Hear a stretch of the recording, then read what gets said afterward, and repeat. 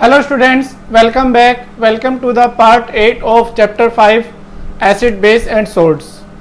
In this part we will do the exercise of this chapter क्योंकि जो आपका पिछला पार्ट था दैट इज पार्ट 7 उसके अंदर हम इस चैप्टर की थ्योरी को कंप्लीट कर चुके थे। ठीक है, थ्योरी कंप्लीट करने के बाद हमारे पास आता है एक्सरसाइज। एक्सरसाइज में दो सेक्शन है, section A and section B. Section A के अंदर काफ़ी ऐसे क्वेश्चंस हैं जो हम थ्योरी के अंदर कवर कर चुके हैं। जो आपने नोट्स लिखे हैं इस चैप्टर के वो उसके अंदर आ चुके हैं, तो उन क्वेश्चंस को दोबारा लिखने का कोई मतलब नहीं है। जैसे कि यहाँ पर आता है ओरल रेस्पॉन्स में part A, oral questions, what is an acid, name any two acid. तो एसिड क्या होता है वो टर्म आपके आ चुकी है। Any substance which taste bitter sour are called acids. बहुत सारे एसिड्स के हमने नाम भी लिखे हैं, sulphuric acid, hydrochloric acid, nitric acid, acidic acid, oxalic acid. तो वो भी आपका हो गया है। Name two natural indicators and to human made indicators, वो भी आपका हो गया है। ठीक है, सैम क्यूज एंड बिंग में कौन सा एसिड प्रेजेंट होता है दैट इज फॉर्मिक एसिड, ये भी आपका हो चुका है। और कर्ड के अंदर कौन सा एसिड प्रेजेंट होता है दैट इज लैक्टिक एसिड, ये भी हो चुका है। तो आपको जो क्वेश्चन करने हैं बुक के अंदर वो वर्कशीट से करने हैं। वर्कशीट में ए पार्ट का पहला क्वेश्चन है, एमसीक्यूज है ये। ठीक है, टिक द करेक्ट आंसर। तो इसका पहला आंसर क्वेश्चन है कि वो कौन से सब्सटेंस होते हैं which turns the blue to red, जो ब्लू को रेड कर देते हैं that is B means acidic. अब हम सेकंड क्वेश्चन की बात करेंगे, which of the following property is of acid. Acid की क्या प्रॉपर्टी होती है कि दे आर सोर इन टेस्ट, वो टेस्ट में कैसे होते हैं, सोर होते हैं, दैट इज ए सोर टेस्ट। उनका जो टेस्ट होता है वो सोर होता है। Question number 3, milk of magnesia contain कौन सा हाइड्रोक्साइड होता है मिल्क ऑफ मैग्नीशिया में, जैसे नाम ही आ रहा है मैग्नीशिया मीन्स मैग्नीशियम। ठीक है, तो दैट इज सी मैग्नीशियम। अब हम फोर्थ के क्वेश्चन की बात करेंगे, manure is added when the soil is too. Manure हम कब ऐड करते हैं, जब क्या हो जाती है, जो सॉइल होती है वो बहुत ज़्यादा क्या हो जाती है, एसिडिक हो जाती है। ठीक है, when the soil too basic, sorry, जब सॉइल बहुत ज़्यादा बेसिक हो जाती है तो इसमें आएगा बेसिक। ठीक है, तो हम उसमें क्या ऐड करते हैं, मैन्यूर ऐड कर देते हैं ताकि वो न्यूट्रल हो जाए। ठीक है, now we will talk about the B. Circle the odd one and give the example. जैसे आपके पास दे रखा है lemon juice, curd, tamarind and amla. ठीक है, तो इसके अंदर जो है आपका वो आएगा लेमन जूस। ठीक है, जो लेमन जूस है ये हम एक्सट्रैक्ट कर चुके हैं। ठीक है, ये एक्सट्रैक्टेड है, जबकि बाकी अदर जो हैं वो सब्सटेंसेस हैं पहले का। सेकंड में sulphuric acid, nitric acid, lactic acid and hydrochloric acid. तो इसमें आएगा लैक्टिक एसिड। लैक्टिक एसिड क्यों आएगा, लैक्टिक एसिड इसलिए आएगा क्योंकि इट इज ऑर्गेनिक एसिड। ठीक है, जो लैक्टिक एसिड है वो ऑर्गेनिक एसिड है, जबकि अदर्स क्या हैं, अदर्स आर मिनरल एसिड। ठीक है, आ जाएगा समझ में। इसके बाद हम बात करते हैं fill in the blanks, C part. ठीक है, fill in the blanks.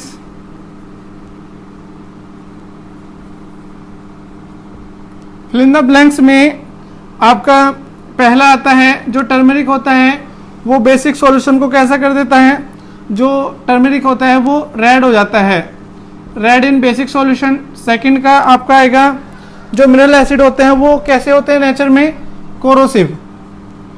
Corrosive का मतलब होता है कि अगर वो आपकी स्किन के टच हो जाए तो आपको बर्न कर सकते हैं। फिनोल्फ्थेलिन का ऐसा इंडिकेटर है, ये ह्यूमन मेड इंडिकेटर है। ठीक है, ह्यूमन मेड इंडिकेटर होता है, तो ये आपको पता होना चाहिए। फोर्थ में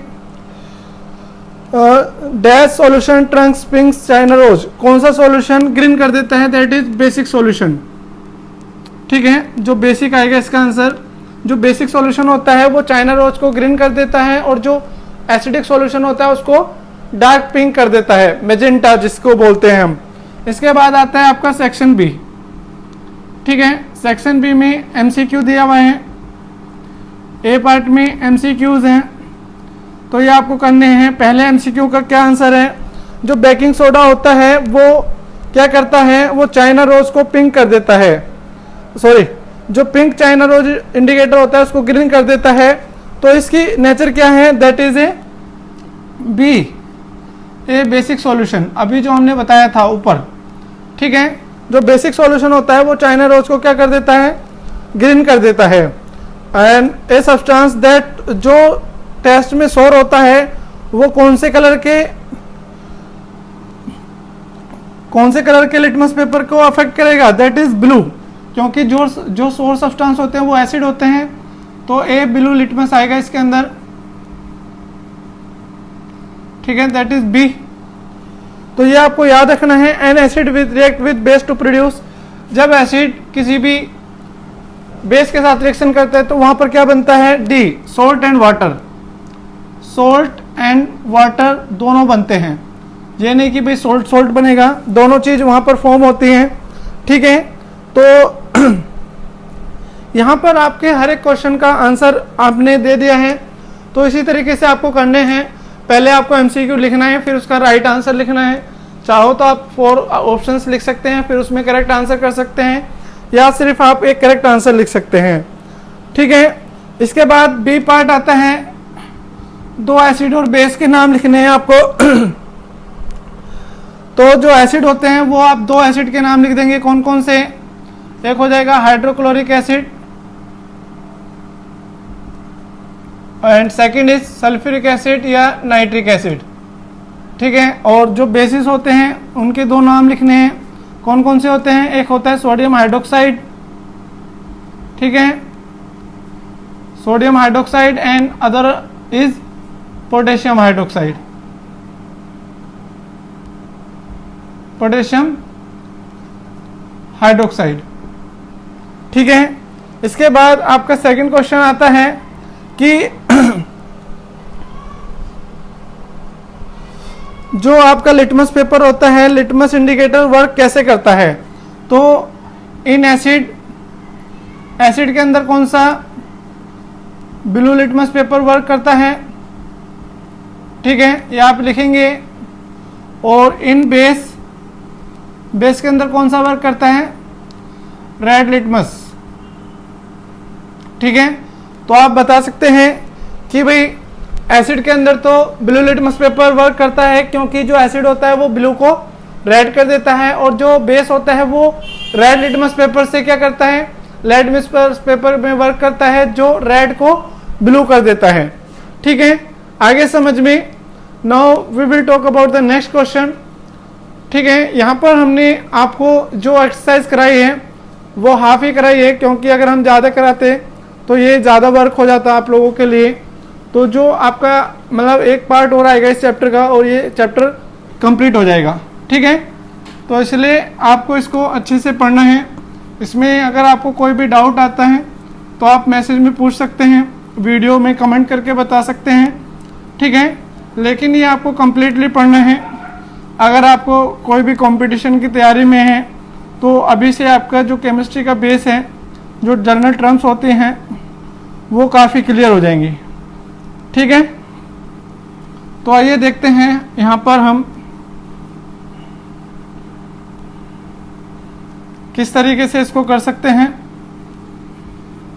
नेक्स्ट क्वेश्चन क्या आता है आपके पास, next question is third question. Third question, what is third question? Third question is that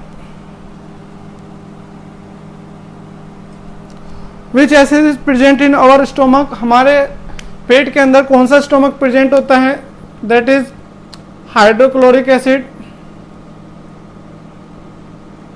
ठीक है, अब हम ये हो गया। सी पार्ट में आता है short answer type questions. C part का एक होता है why do lemon juice tamarind sour taste, because they contain acids which are sour in taste. ठीक है, क्योंकि उनके अंदर एसिड होता है इसलिए वो क्या करते हैं, सोर टेस्ट करते हैं, क्योंकि एसिड भी क्या होते हैं, जब हम स्टोमक में बहुत ज़्यादा स्पाइसी खाना खा लेते हैं तो क्या होता है, एक्सेसिव हाइड्रोक्लोरिक एसिड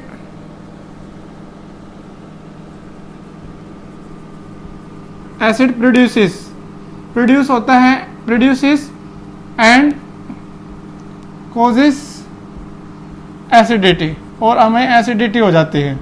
ठीक है, इसके बाद हम क्वेश्चन नंबर 3 की बात करते हैं। Why is antacid taken when you suffer acidity? Because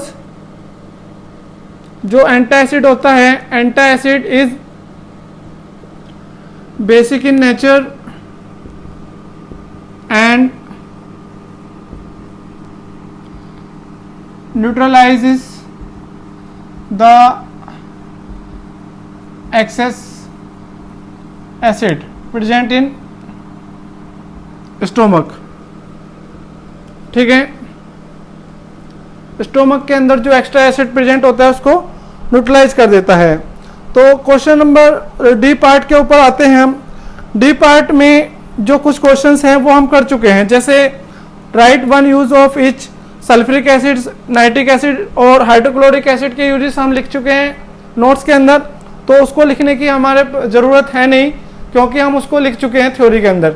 ठीक है, दूसरा, why should factory waste be neutralize before discharging into them river water bodies? तो ये हम बता चुके हैं कि जो वाटर बॉडीज में अगर हम उसको डिस्चार्ज से पहले न्यूट्रलाइज नहीं करेंगे तो वो वाटर बॉडीज को क्या करता है, हार्म करता है, एक्वेटिक एनिमल्स को, प्लांट्स को अफेक्ट करता है। इसलिए जो फैक्ट्री वेस्ट होता है उसको हमें पहले न्यूट्रलाइज करने की जरूरत होती है।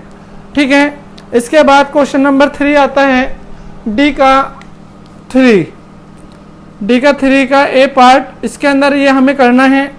ठीक है, एनी इज प्लेइंग, पहले आपको पूरा क्वेश्चन लिखना है फिर उसका ए पार्ट लिखना है। तो इसमें बताया है कि एनी जो होती है वो अपने फ्रेंड इशरत के साथ पार्क में खेल रही होती है, लेकिन सडनली क्या होता है, इशरत को एक मधुमक्खी काट लेती है। तो एनी इमीडिएटली क्या, बेकिंग सोडा लाकर जहाँ पर स्टिंग एरिया है उसके ऊपर रब कर देते हैं। तो आपसे पूछा गया है कि एनी ने बेकिंग सोडा अप्लाई क्यों किया? तो आप बताएंगे because bee sting injects, bee sting जो होता है वो injects formic acid so baking soda जो होता है, baking soda is basic and neutralizes the effect of acid. जो बी स्टिंग होता है उसके स्टिंग के अंदर कौन सा एसिड प्रेजेंट होता है, फॉर्मिक एसिड प्रेजेंट होता है। तो उस फॉर्मिक एसिड से क्या होता है, स्वेलिंग हो जाती है और पेन होता है।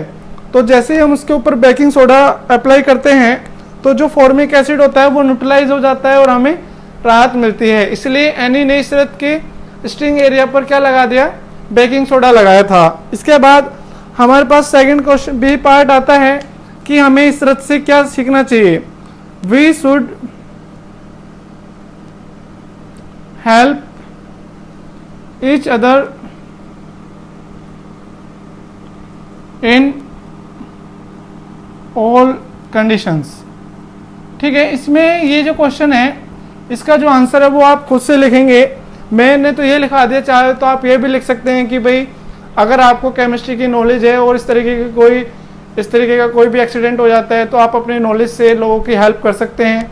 जैसे एनी ने यहाँ पर अपनी केमिस्ट्री की नॉलेज से इशरत को इरिटेशन और स्वेलिंग होने से बचा लिया, क्योंकि जब बी स्टिंग होता है तो वहाँ पर बहुत ज़्यादा दर्द होता है और स्वेलिंग हो जाती है अगर वहाँ पर जल्दी से कोई भी एक्शन नहीं लिया जाता है। लेकिन एनी ने सिचुएशन को देखते हुए और अपनी केमिस्ट्री की नॉलेज को यूज़ करते हुए जल्दी से एक्शन लिया और जो उनका क्या था स्टिंग एरिया था उसके ऊपर क्या कर दिया, बेकिंग सोडा लगा दिया और उस बेकिंग सोडे ने जो फॉर्मिक एसिड भी स्टिंग में था उसको न्यूट्रलाइज कर दिया और उसको राहत मिल गई। ठीक है, तो इस तरीके से आप अपनी केमिस्ट्री नॉलेज से या अदर सब्जेक्ट की नॉलेज से लोगों की हेल्प करते रहिए, ताकि आपको अप्रिशिएशन मिलती रहे और आपकी जो ह्यूमैनिटी है वो जिंदा रहे। ठीक है, तो आज के लिए सिर्फ इतना ही। अगर आपको ये वीडियो अच्छी लगी हो तो आप इसको लाइक कीजिए, शेयर कीजिए, और अगर आपने चैनल सब्सक्राइब नहीं किया है तो आप उसको सब्सक्राइब कीजिए, ताकि आपको इसी तरीके से वीडियोस मिलती रहें। ठीक है, और अपने घर पर रहिए, सेफ रहिए। Thank you.